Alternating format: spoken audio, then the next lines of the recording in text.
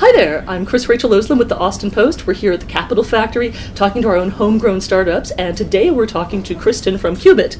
So tell people a little bit about what Qubit actually does.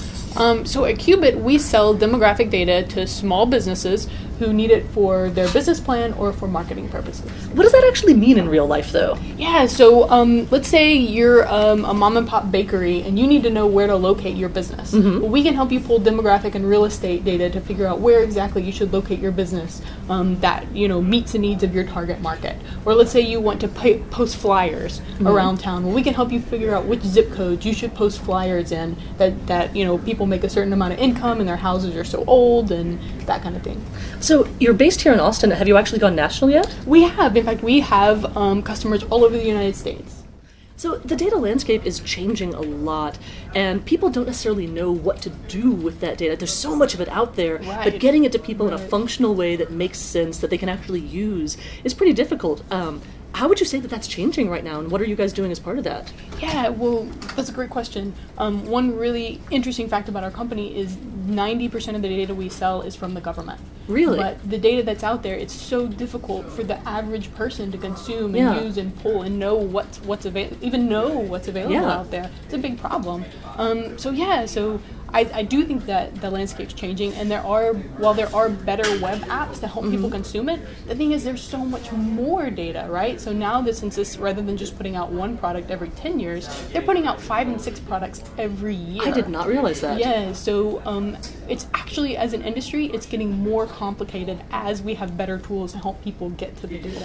What actually inspired you guys to start this company? Yeah, so I used to work in environmental engineering, and we had to pull demographic data whenever we would do a new infrastructure project, right? So if you're going to build a new road, you want to see who is going to be displaced and who's going to be negatively impacted by that road. That way you're not displacing impoverished people or people of color at a bigger percentage than you would the other groups.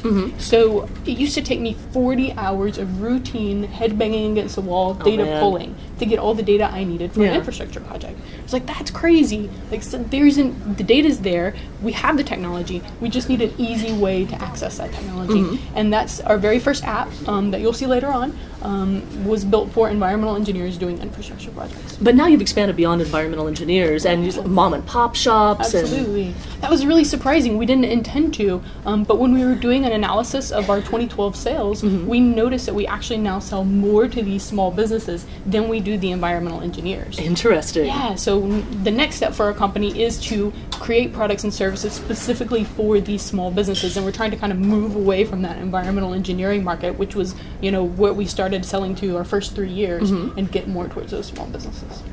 What's the least expected feature that you're like, oh man, we completely can't live without that?